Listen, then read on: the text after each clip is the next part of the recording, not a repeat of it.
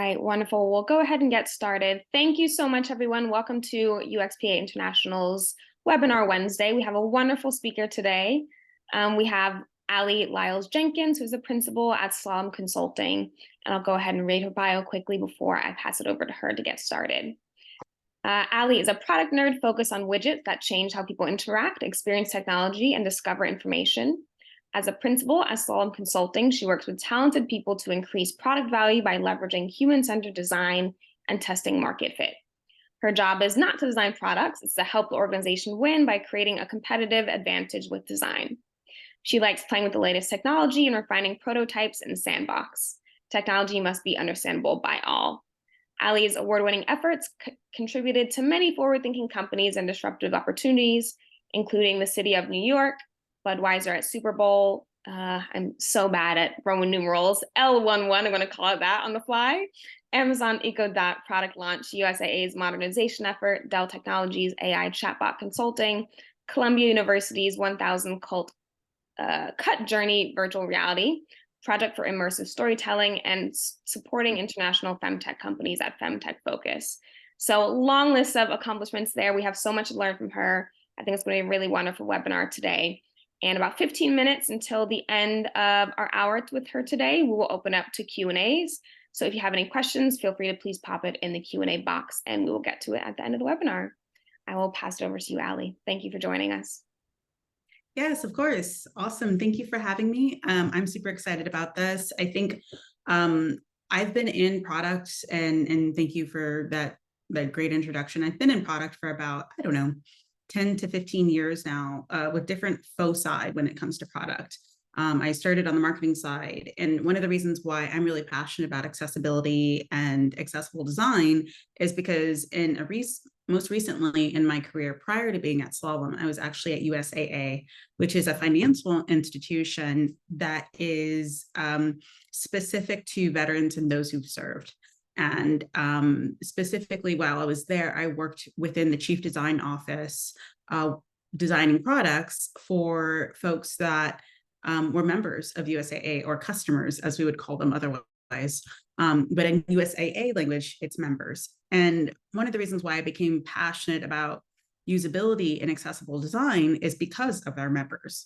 Many of our members had seen combat and rightly served our country, and we want them to be able to come home and access the services and products that were tailored for them and for their needs and for their families and for their lifestyle.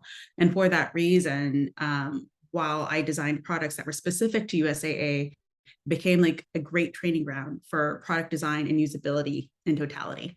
And so for today, I want to go ahead and start presenting the business value of design.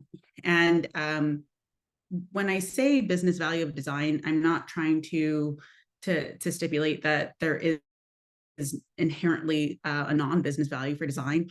I think one of the things that I do is I often talk to people who understand innately why it is important to have accessible design. And then there are skeptics who are like, I'm dipping my toe in this and I want to know what is there to it. And I'm happy to help and share some of that with you today.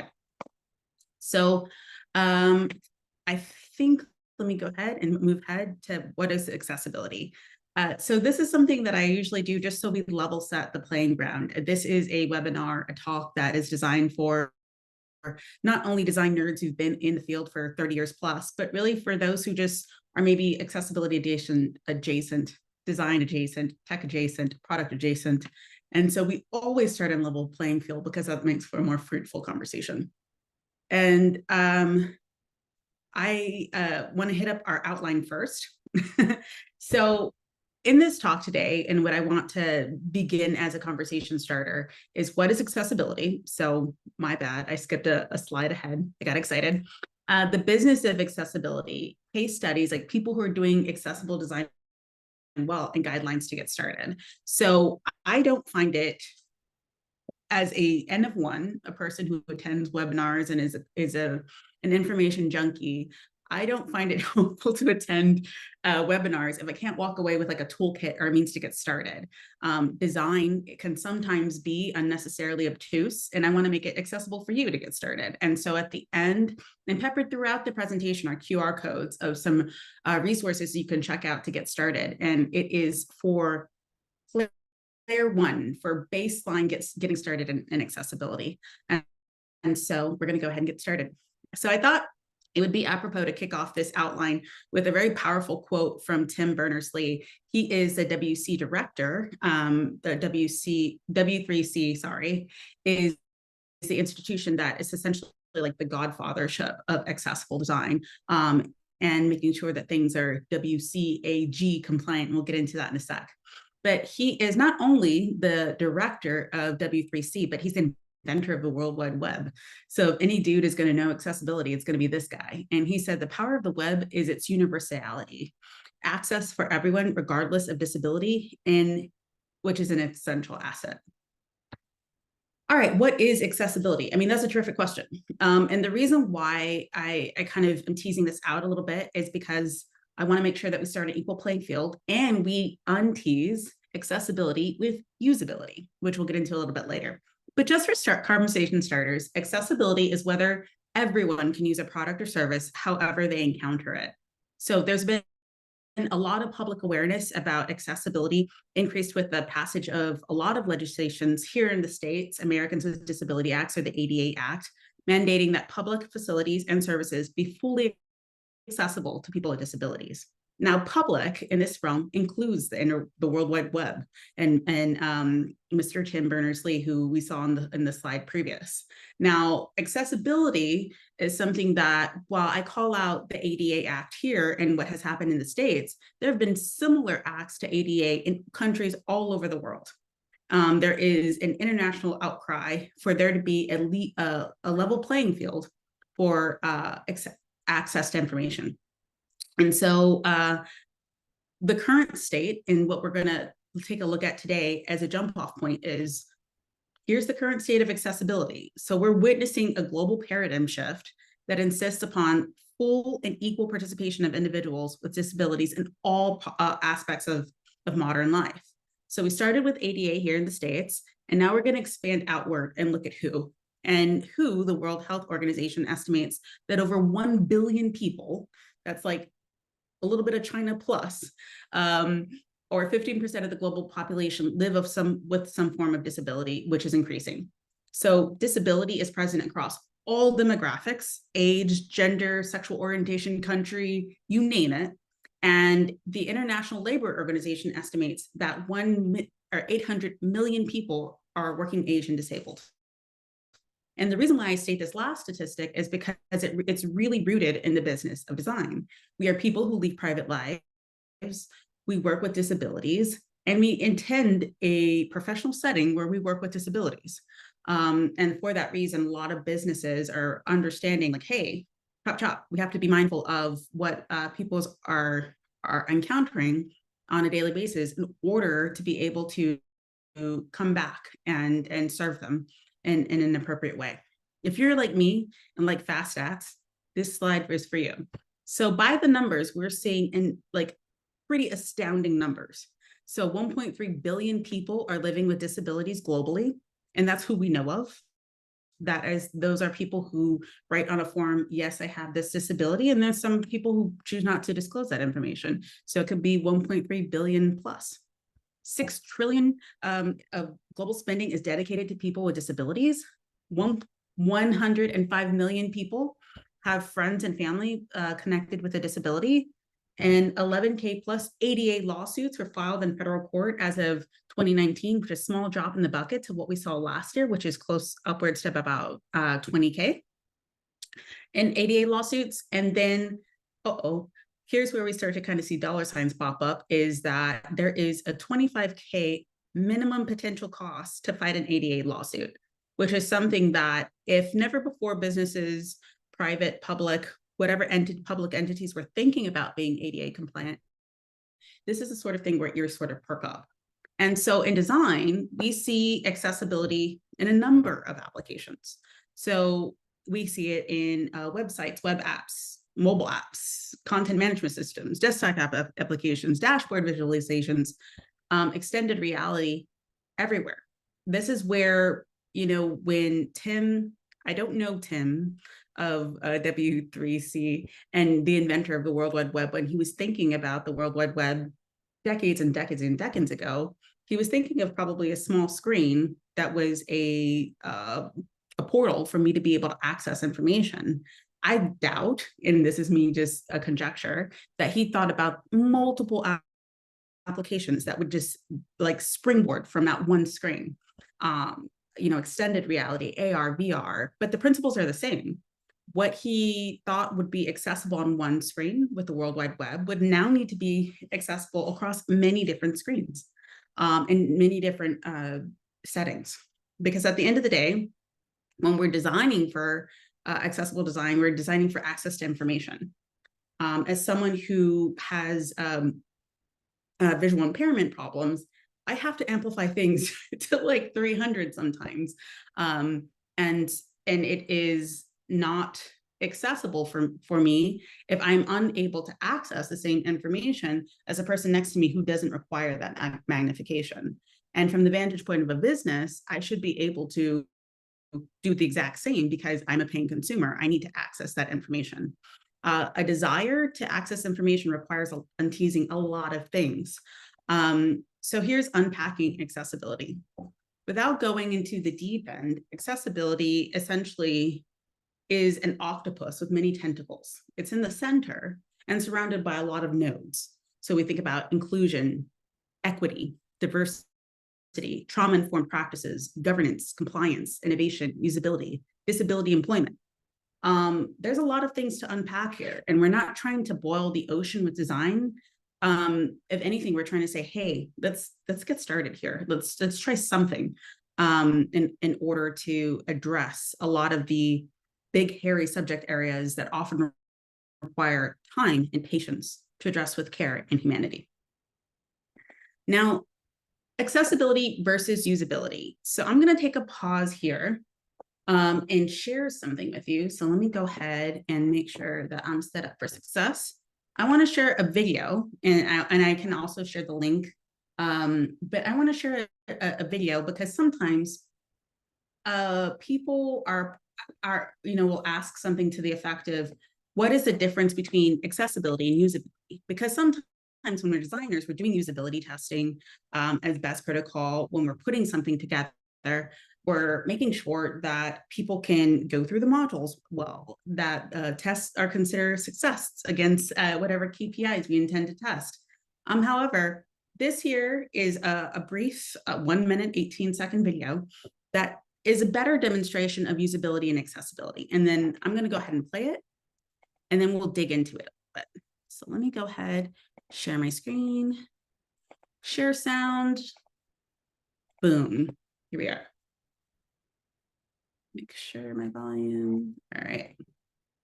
In this video, we're going to dive into the difference between usability and accessibility testing. Accessibility involves making your website or application friendly for people with disabilities. For example, audio support for blind users, color and contrast for the colorblind, font size for the visually impaired. The objective is to ensure the application is accessible by all. Nearly 20% of the population has a disability issue. A software product can cater to this big market if it's made disability friendly. Accessibility issues in software can be resolved if you perform accessibility testing regularly. On the other hand, usability testing is done to make sure your product is easy to use and intuitive. You can see examples of bad usability when you encounter a website that isn't user-friendly. Usability testing involves checking if a new user can understand, learn, and use your application easily. Does your website have an easy-to-use navigation? Does it have an attractive design? Here are some usability testing methods: unmoderated research, moderated research, card sorting, tree testing, and A/B testing. Thanks for watching. Subscribe to the Playbook UX channel for weekly whiteboard videos. All right, That is, I'm actually not affiliated with the labels. It's It's just something that I would give you pro tip of saying that they do some really excellent content. It's really short and to the point. I don't have to spend a bunch of time worrying about like what is going on, similar to finding like my favorite recipe online and having to go through a novella before I can find what I actually really need. Uh, but it's short and it's pithy. And I think part of what we want to get to here is that accessibility addresses discriminatory aspects related to equivalent experience. So web accessibility means that people can perceive, understand, navigate, and interact with the tools on the website. But usability practice and research often does not sufficiently address the needs of people with disabilities. And folks who say, well, does it need to? I can rightly say no. Usability testing does not need to include the scope of accessibility testing. However, I'm saying there is a different foyer entirely of testing accessibility, so that we're meeting the needs of many, many people. Because, and I'm going to get into like where we get into brass tacks, some usability testing could be very similar. I'll provide a very simple example. So Amazon, a store I unfortunately use probably too much, Amazon.com, when they do usability testing, the very short of it, they're probably testing whether or not Allie can buy printer ink. She ran out of printer ink. So can she find what she needs, put it in her cart, use her saved debit card, and then successfully check out and receive a notification that, hey, with an email or some sort of prompt saying, hey, it's coming in 2 days, it's coming in 10 hours, whatever. It might not test for what I need in order to get that job done. So usability tests would say, yep, she checked, she's able to buy her printer ink and she successfully received that message. However, there's a battery of tests that I want to point out here that are associated with accessibility testing that are different entirely. So this might be out of the purview of your traditional usability test. And this is assistive technologies that allow people with disabilities to be able to achieve that test. So what I didn't tell you is that as someone who's working with a disability, I use these things in order to get by. But this is not something that would be part of the course for a usability test. So screen readers, screen magnifications, speech input software, text readers. These are just a small microcosm of some of the tools that people with impairments might use in order to buy that ink that I just bought in my Amazon checkout. So screen readers are tools used by the blind or visually impaired people to read screen content from a computer screen. It's one of the reasons why when we think about accessible design and like moving pixels around, design and what you do in Figma, for example, as a tech stack software is like maybe 80% of the equation, like alt text, headlines, description of what's going on in a picture. Those are things that are coded by front-end developers that I could include as annotations in my design. But just because I have an accessible quote unquote design doesn't mean that when it goes into production, I'm 100% ADA compliant. There are a couple of things that screen readers, for example, would need to be able to pick up.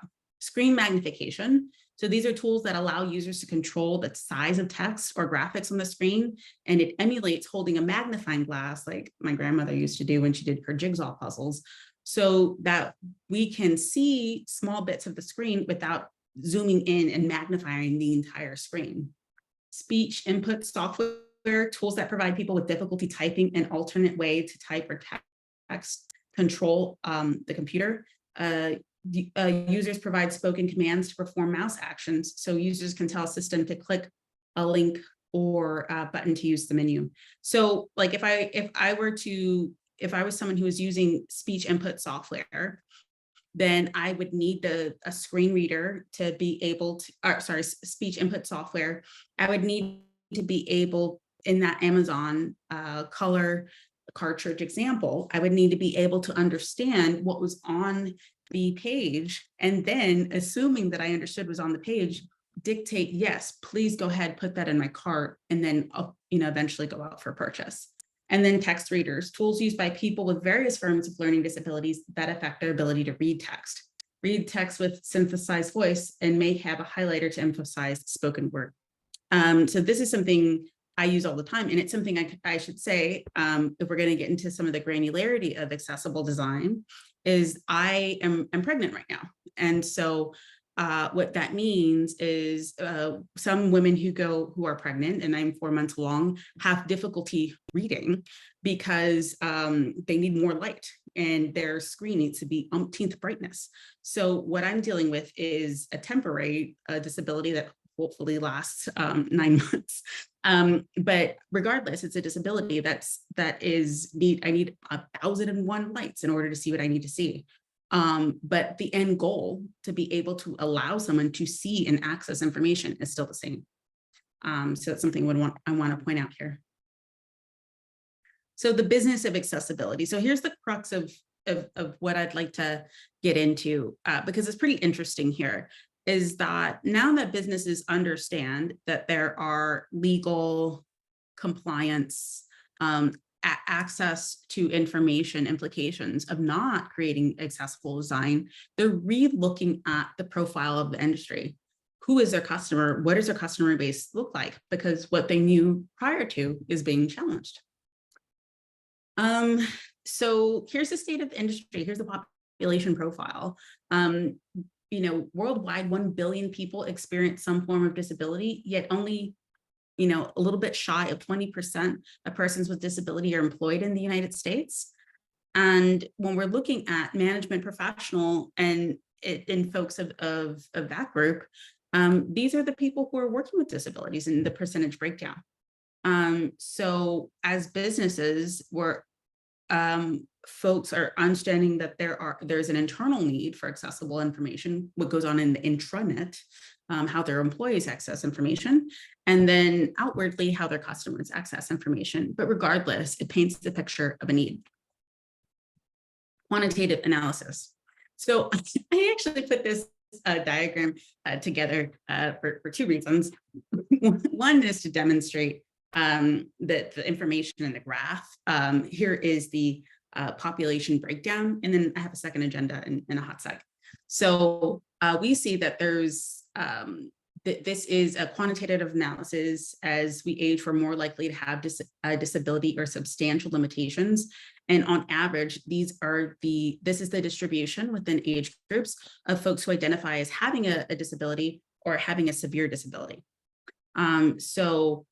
It increases with age. However, we see in around 20 or 24 to 44, 45 to 54, as we either serve in the military, take on risky work, and that includes physical activity, we're likely to see a bump and spike in that directionally. Now, the reason why my second agenda for including this is actually not an ADA compliant map. A graph, sorry, ADA compliant graph. And reason being is this is a kind of hot tip. I told you I'd pepper tips throughout, is that for a bar chart, it would be ideal if the bar chart had a little bit more white space between these bars, so that a text assistive screen would be able to distinguish the difference between 0 and 2.5, 0.5, 7.5 gradations. And so I include this as a kind of a small tip of how not to do a bar graph. If there was maybe a quarter of an inch difference between the lighter shade of purple and the darker shade of purple, it would be compliant. But this is something that would cause a little bit of difficulty with a screen reader. All right, next. By 2023, ta-da, we're here. Digital products and full WCAG level 2 compliance will outperform their market competitors by 50%. And so WCAG level 2 compliance is the compliance that is basically the gold standard by W3C personnel. So Tim, the admirable man who we saw quoted at the beginning, who started W3C, this is a sort of the accreditation. So think of this as if you are in architecture and you want to build a green, quote unquote, building or a LEED certified building. This would be the LEED equivalent in accessible design is WCAG level 2.1 now compliance. And so that's just a kind of an aside, making sure we understand nomenclature here. But what I want to point out is the directional pattern. It's like why we're seeing these compliant we just call them W3 for short because it is an alphabet soup, but competitors outperform their market. And part of it is that businesses are seeing opportunity. So what is legal, quote unquote, is the minimum now. Legal compliance is a minimum requirement, and there's a lot more to be done. So between the terms compliance and conformance, although those are used interchangeably in accessible space, they're always fundamentally distinct concepts and may fail to meet the expectations of people using digital experiences. So compliance with the law means that there's a mandatory adherence to legal rules of the relevant government institution, but conformance to standards means voluntary adherence or meeting or satisfy requirements of the bar. So not all websites need to be W3 or W3 compliant, but there is our businesses saying, hey, there are conformance here. There is, we voluntarily want to adhere to these standards because we understand that there's a need. We want to meet the needs of people who need these accommodations. And so accessibility, point blank, opens opportunity. So whenever I hear disgruntled folks in business who are like, oh, wow, it's another thing to add into the design hat, it really needn't be. Accessibility is not a limitation, it's an opportunity. So accessibility is a function of inclusion from policy to pixel. However you shape it all, accessibility is trending, but much of what we think about is rooted in fear. So where people in business worry about lawsuits and remediation, but there are teams that are dedicated to focusing on the bigger picture here. So businesses are now focusing on hiring, upskilling, and retaining talent that is strained.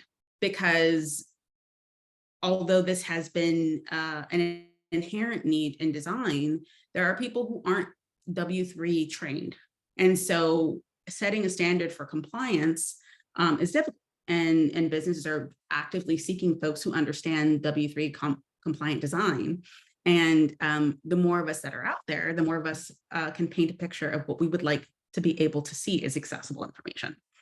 And there's no silver bullet. Transformation is required. And whenever I hear the word transformation, me as a type A sort of cautious person, I kind of back up and pump the brakes a little bit because that sounds hefty. That sounds like a heavy lift. That sounds like 3, 4, or 5 years from now. And that might be the long game, but the short game is still accessible. So accessibility definitely isn't one and done. It requires a networked process, an ecosystem of people who are compliant. So there are businesses that are very accessibility design focused that have designers that will practice W3 practices, but it has to go through a separate sect of the business that evaluates that W3 compliance. People who are on the legal side, who are making sure that the screens that are being done for the prototype or before it goes to development are able to be read by screen readers or able to be magnified, or the color contrast is readable. And we can get into that in a hot sec. And so there is an established process that takes place, but there are also kind of low-hanging fruits. So one thing that I see is, as the individual contributor, someone who's been in nonprofit, private, I've been a consultant, I've been part of industry. Sometimes it's a little hard to swallow change at the company level, but as a designer, I can definitely change at the individual level and bring in best practice. And so I want to be able to say that I think the small silver bullet in the interim is the changes that we as designers bring to the table with a bunch of the tools that I'm about to serve up in the hot sec. And finally, accessibility helps people think beyond target markets. So when creating a new product, companies often begin by defining their target customer, who they want to use. Ideally, what is that user persona? Who is that person that uses our goods and services, our product? And while it's common for folks to think about the needs of the market, which I'm not deterring, you should think about the needs of the market, it's rare for them to think about outliers, or people who want to be able to use those goods and services, but are unable to because of the constructs that are currently in place. And so this is where human-centered design can really help businesses think about the fuzziness, or people who are on the outside looking in, wanting to use something, people who show promise of being consumers, but just can't access it right now. So this is an old statistic, but I think it's worth noting that in 2018, and it's about 5 years ago, the purchasing power of working age adults with disabilities was approximately 490 billion, with 21 billion in discretionary income. Zoom forward approximately 4 years later, or no, my math, 5 years later, I was right. 5 years later, it's actually closer to about 23 billion in discretionary income. That number has bumped up quite a bit. And so now historically overlooked people are now folks that are being catered to with best practices. So who's doing it right? I want to point out a couple of the big players, and probably you wouldn't be surprised by some of the big players, but I'm looking at also some of the mid-tier players as well. So it's, Fortune 50 companies, Microsoft definitely in those leagues are considering this as well. And I think they're being motivated by legal ramifications, best practices, compliance, all of the things under the umbrella that I'd mentioned previously. And one of the things that stood out to me was it was stated by Microsoft personnel that accessibility is an attribute, while inclusive design is a method. And while practicing inclusive design, you should make your products more accessible, not a process for meeting all accessibility standards. Ideally, accessibility and inclusive design work together, make experiences that are not only compliant with standards, but truly usable and open to all. And so Microsoft, a global company that sees its products shipped all over the world, used by all sorts of people from at least 3 generations now that I know of, want to make sure that everyone has a seat at the table. And it's definitely among those thought leaders in inclusive design that are paving the way. So Microsoft, Adobe, Google, Wunderman Thompson are some of the folks that are definitely providing food for thought and really leading by example. I should also mention that Apple is a huge person in this space. When you go to apple.com, you are able to, that is something that is, you are able to very easily purchase a product, understand where you are in the experience, and it is premier. So even sometimes if I need like a quick gut check, if I'm designing and pushing pixels in Figma, I'll go to like apple.com as a flagship that sets a standard of like, okay, I see how they're highlighting the text. I can very easily know where I am in the sales process and kind of like, hey, making sure that I'm on the right track. And so what's an example of something that maybe isn't in the Fortune 50 leagues? I got you. Headspace. So I love Headspace. It's actually one of my favorite apps to use personally. It is a meditation app that was actually started by a Buddhist monk who realized the health effects of meditation and taught it. He learned it in being a monk, and then he taught it several places professionally after he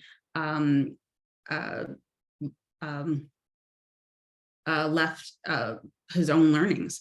And so he was able to see that a lot of people wanted to meditate, but they didn't know how. And so essentially what Headspace is an app that has guided meditation. It'll teach you the importance of breathing and so on and so forth. And as a UX designer, from a personal standpoint, a lot of what I design for is empathy, is being able to understand people. And sometimes taking 10 minutes out of my day to breathe, slow down and relax helps me realign to make sure I'm doing that. And that's my North Star.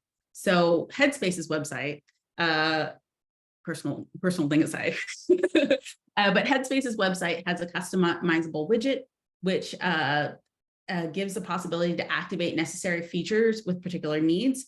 So this is actually Headspace on desktop, not the mobile app. But if you were interested in the Headspace app and you were on your desktop, you'd go to headspace.com, you'd see this. And one of the things I really like about it is oopsie, that's a preview to the next one, but it has a clear navigation, and it's easily readable by screen text reader, voice commands, color. So there's a lot of high contrast here. So black against white is classic high contrast, able to read things really easily and not have to squint.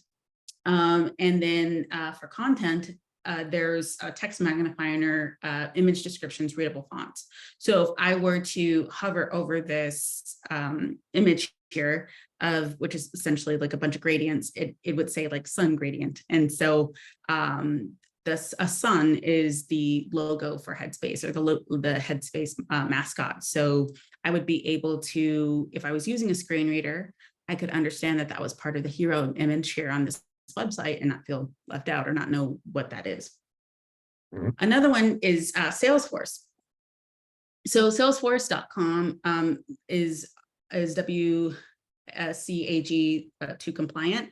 And one of the things that I really like about it is its simplicity. If they have meaningful page titles, I don't need to read it's very clear what the action is.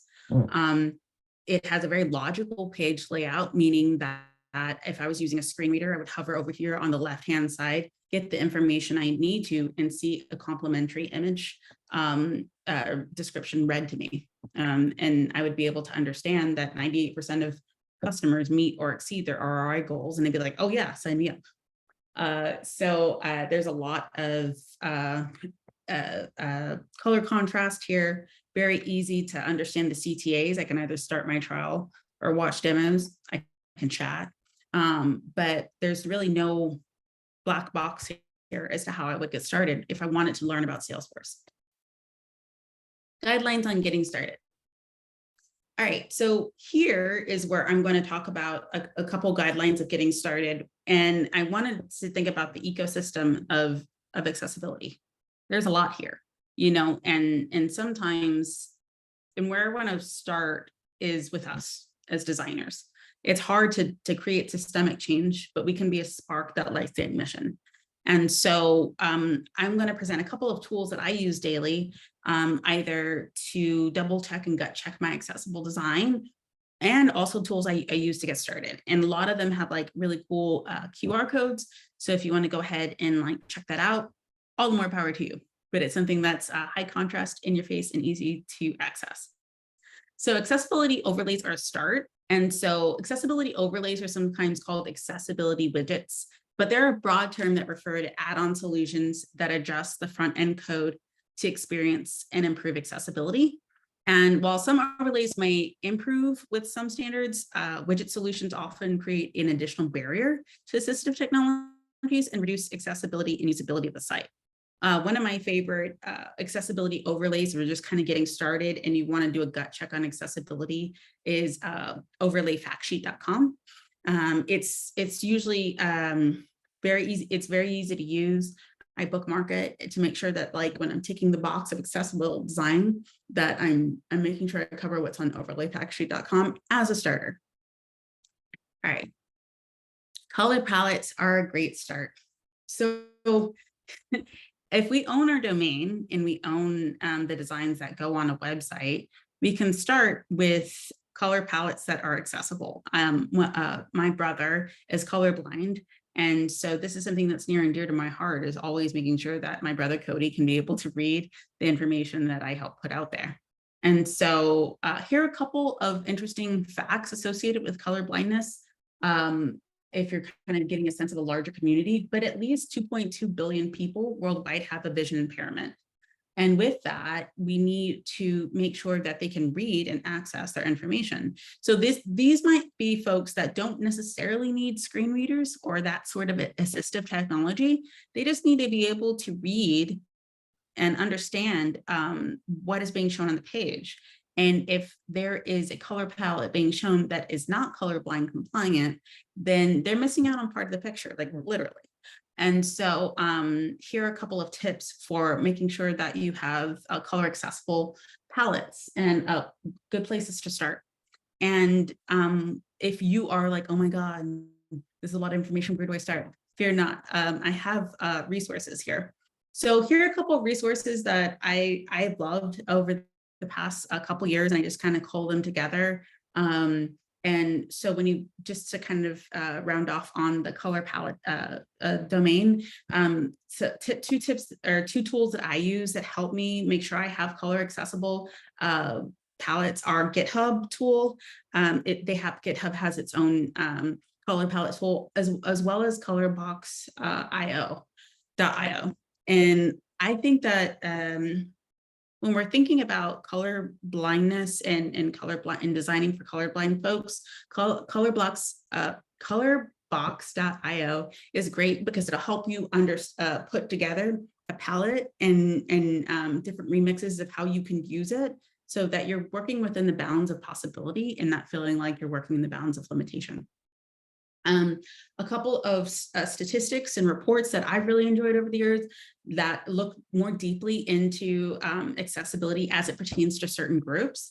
I've listed them here, and as well as stories. So the stories are actually pretty cool because it's a list of business cases of how different folks and different brands over the years have really adapted their design to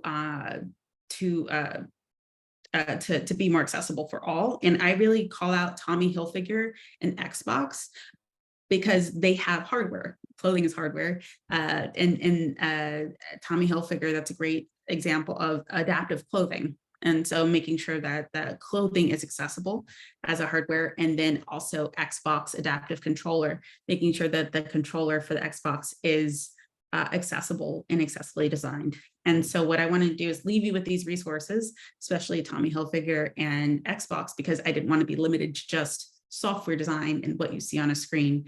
There are actual great examples of hardware design and making what you have, what you can touch on you, a lot more accessible.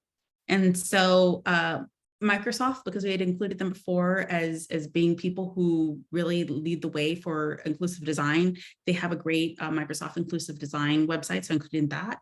And if you want to just kick it this summer with two great books, Mismatched and Invisible Women are amazing books on looking at inclusivity in design as it pertains to shapes design and women, and making design more accessible for women. So with that, I'll say thank you so much for having me. My name's Allie, and if you want to connect with me, go ahead and do so. I made sure that you have my information, but other than that, I'm happy to take questions.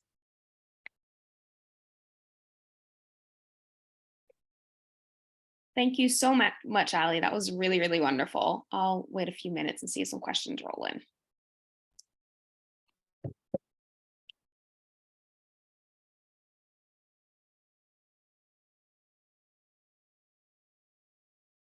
Someone actually emailed me a question prior to yes. this, so I can share that. So I just want to say thanks to Sarah. She reached out to me on LinkedIn and asked a question about accessibility. So I can share with her, share with you her question, and that can kind of kick us off and polish us off. One of the things that she mentioned was like whether or not, well, shoot. See, I knew I should have wrote it down. Oh, the question was whether or not you need a certification in order to be an accessible designer. And that's one of the things I would say, it always helps to go ahead and look at the W3 website and look at the compliance certifications, but it's something that is not necessarily necessary. I think it helps for you to be able to know what accessible design is, but I don't think it should be a barrier from you starting conversations and starting to include accessible design in your daily toolkit. There are so few of us out there who understand accessible design that being here is a start. And I think that it's something that is a nice to have for sure. I don't see how it could hurt, but it's not something that should be a limitation from using colorbox.io or any of the tools that I showed, because the fact that the more people who are able to include this in their practice, I think the better off things will be. So that's something I wanted to share. W3 has information on their website regarding certification, so be sure to check them out.